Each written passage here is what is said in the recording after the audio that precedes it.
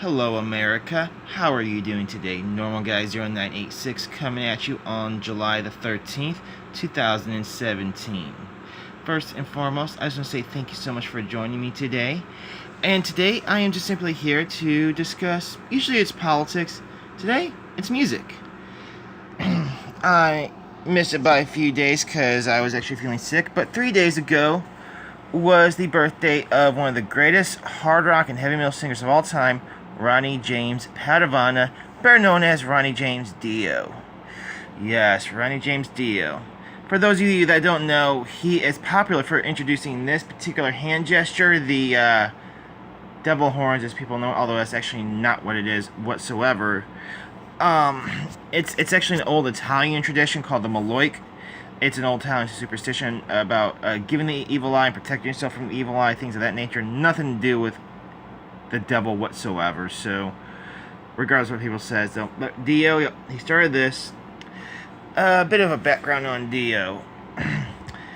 He really, he started playing music back when he was 15 years old. Started learning to play trumpet, whatnot. Started his own band called Ronnie Dio and the Red Caps. It was kind of a doo-wop kind of group. Really good music. I highly suggest it. And then he went in and the group went under a different couple names, but is essentially the same group. Then the group, keeping most of the same members, went on to form a band called Elf. Actually, more of a rock and roll band. Really good. Released really good music. Personal favorite song of mine by them is called Nevermore. Really good track. I highly suggest it. Then Elf actually went on tour with Deep Purple. And during that run, Richie Blackmore of Deep Purple, the guitar player, he was really impressed, by Dio's vocals, and he was wanting to start his own band called called Rainbow, and he really wanted Dio to be a singer. And essentially, what he did was he took Elf, kicked out the guitar player, and took the band over, and called it Rainbow for the first record, Richie Blackmore's Rainbow, which includes songs such as Snake Charmer and, of course, the all-time classic Man on the Silver Mountain. Extremely amazing record, extremely amazing music. Rainbow's one of my all-time favorite bands. Their follow-up record, pretty much all the rest of Elf got cast aside, got replaced with new members. And this is the lineup, from my understanding, for the remainder of Rainbow's career with Ronnie Dio.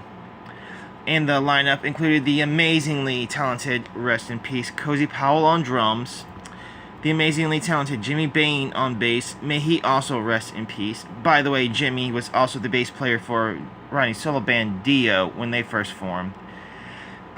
And, of course, Ronnie James Dio on vocals, rest in peace, and the amazingly talented Richie Blackmore, who has actually recently revived a new iteration of Rainbow, and I am very happy about it. Their singer, Ronnie Romero, extremely amazing, and a big fan of Dio, so he definitely pays homage to him. Very good.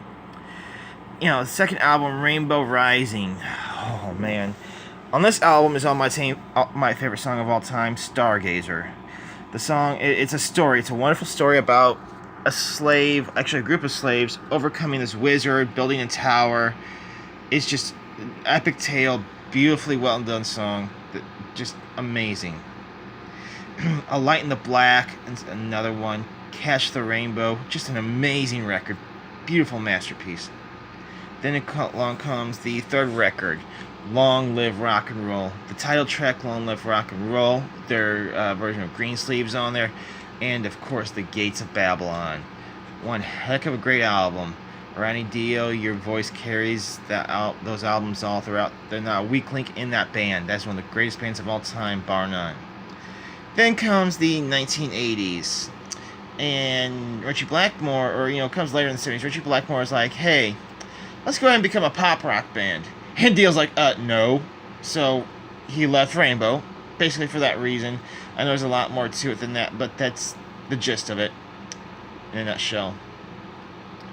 And then, around the same time, Black Sabbath had fired Ozzy Osbourne, and were in search of a new singer. And Ronnie was actually working on writing music with Tony Iommi at this point in time. And, for Ozzy actually come back in the fold. And Tony heard Ronnie sing, and he's like, why don't you just sing? And Ronnie's like, yes. So, and the first song they actually wrote together was Children of the Sea. which of course came out on their album Heaven and Hell. Heaven and Hell. You want to talk about a dream record for Ronnie. Ronnie always wanted to write a song called Heaven and Hell, and of course the album was named Heaven and Hell, and it's one of the, in my opinion, one of the greatest albums of the entire night, of all of heavy metal history, really, but all music history, in my opinion. But there's people's opinions will differ, and that's fine. And then the follow-up, The Mob Rules. Now, then Heaven and Hell, some of the noteworthy tracks, the title track, of course. A personal favorite of mine, which really doesn't get a whole lot of recognition, is called Wishing Well. Very good track, very good rock upbeat track, very well done. Lady Evil, the bass line on that track is just insane. Absolutely love what Geezer Butler did with it. I mean, how can you not love Geezer Butler? If you're a metal fan, you gotta be a Sabbath fan, and that includes Geezer Butler, Tony, Bill, Ozzy, and in my opinion, every iteration of Sabbath, every member. Sabbath is one of my favorite bands, easily. Like I said, Wishing Well's another one. Children of the Sea, of course, as I mentioned, the title track, just an epic album. Then the next album, The Mob Rules. They took what they did with Heaven and Hell and somehow built upon it. I don't know how, because, like I said, Heaven and Hell is a masterpiece. Mob Rules, total masterpiece. The title track is just fast, hard-hitting, hard-rocking song. Awesome song. Then you have the song E5150, which is this awesome instrumental piece that they wrote. And then it transitions into the Sign of the Southern Cross. Yes. That's right. It transitions into another song. It's amazing. I actually haven't listened to the record as a whole in a while. I've listened to songs individually, but I haven't listened to the album as a whole. I think is like those three songs connect to each other. I believe it's either Sign of the Southern Cross, it's E5150 into Mob Rules, or it's Mob Rules into E5150 into Southern Cross. I know E5150 is the middle track. It's a little off base, so if you feel free to correct me in the comments, of course. And after that, they recorded a record called Live Evil, which is, of course, a live performance that they performed. And during the mixing, a lot of tension rose between Ronnie and the drummer at the time, Vinny Appice. They were on one side, and there was Tony and Geezer on another. And they fought over, I think it was mixing, the mastering of the record, something like that. I'm not sure all the details. And that it ended up in Vinny and Ronnie leaving Black Sabbath.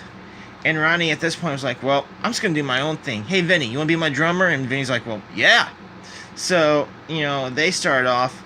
Then Ronnie basically gives Jimmy, the old Rainbow bassist, call. Hey, Jimmy, I'm starting a band called Band Up. You want to join? Of course, let's do it. And then they went on search for a guitar player.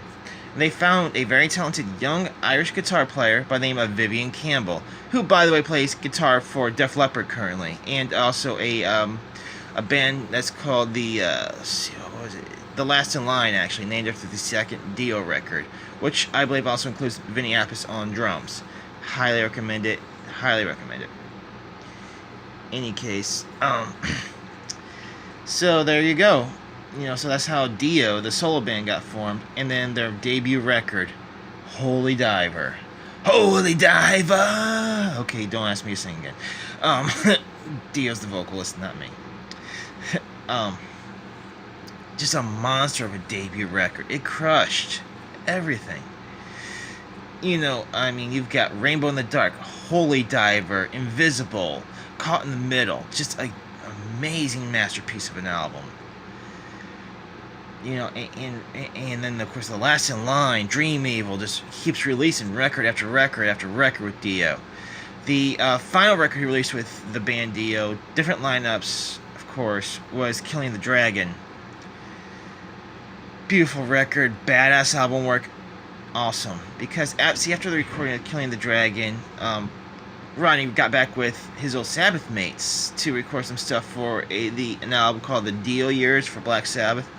Because they didn't have anything extra lying around, they didn't like it. It just went out the window, and everything they had, they recorded that they thought was worth keeping.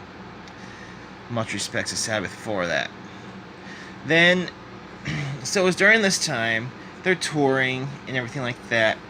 And they're going under the name of Heaven and Hell. They say to prevent confusion with, the Sabbath of Ozzy versus Sabbath Dio. I don't know the real reasons. There's some say that Sharon Osbourne has something to do with it. Don't really know. Don't really care. To me, it's still Black Sabbath. And under the Heaven and Hell moniker, they recorded Ronnie's final record, which was called The Devil You Know. It was an amazing record. Songs such as Bible Black and Eating the Cannibals and The Turn of the Screw and just, such a heavy record. It was beautiful. It was beautiful. They were planning a follow-up album and tour. So why didn't that happen, you ask? Simply put, Ronnie passed away. During what ended up being the final tour of Heaven and Hell, it was learned that Ronnie had developed stomach cancer. And eventually that's what killed him. But there is a silver lining to this dark cloud.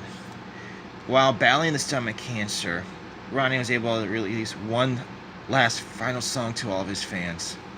A song recorded with his cousin's band called The Rods. And that song is Metal Will Never Die. It was his goodbye to us all. And it was beautiful. If you haven't heard the song, listen to it. That song is full of love for all his fans, and you know it. I know I'm getting a little emotional here, but that's because he's had a very big impact on my life. Now, that's his musical career. That was just his music, okay? Now we're going to talk about his humanitarian efforts. That's right. Ronnie was more than just an amazing rock singer. He is a freaking hero. And I'm going to get into that right now. See, he always worked with charities. He loved people. That's why you always saw him interacting with his fans, right? Well, what did he do, you ask? Well, back in the 80s, he actually, if anyone knows that song, We Are the World, that project, he actually wanted to be a part of that. He's like, yeah, let's help Africa. Let's do this, right? They told him no. They didn't want any hard rock people in that.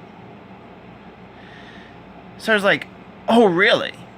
So this other project called Hearing Aid started up, and they asked him to do it, and then eventually, at first he was like, no, and then he joined up, he's like, boy, I was an idiot for saying no, and he eventually just helmed the whole project, became his. And they came out with a song called Stars. Look it up, obviously you're going to see it on, you got YouTube, look it up, Hearing Aid Stars. It's just an amazing thing. And he rose over like $1.5 to $2 million, something like that, for famine relief in Africa. It was beautiful. It was also during this time, or sometime before that or something, he either started up or became a part of this organization called Children of the Night, and became a very major player in it. Him and his wife, Wendy Dio, both. What is Children of the Night, you ask? I've never heard of this charity. What do they do? They do something with kids, right? They help kids, right? The answer is a resounding yes, they do. Here's what Children of the Night does. They go and they save children from sex trafficking, from being used as sex slaves and prostitutes. That's what Children of the Night does. It helps kids get out of terrible situations, such as forced prostitution. Seriously, look up documentaries on sex trafficking in America. It's terrible what they do to these kids. That's right, there's sex trafficking in America. Sex slaves in America. Yes, slavery still exists. It's just underground. And Children of the Night is one of the organizations fighting it. That's what Dio did. I didn't find out about this till after his death, mind you. The dude was already a hero to me before he died, but when I learned about this, that just cemented it. The world needs more men like Ronnie James Dio. Pure and simple, we need more people like him. Not in just the world of music, but in the world overall. He was a good man. And I love everything that he's done. His legacy will live on. His love for the world should live on. Everyone should learn from him and his example. The world is full of kings and queens that will blind your eyes and steal your dreams. It's heaven and hell. No true words have been spoken. Rest in peace, Ronnie James Dio. We love you, and we miss you. And not a day goes by that the world doesn't ache for another hero like you to show up and emerge. Rest in peace, you man on the Silver Mountain.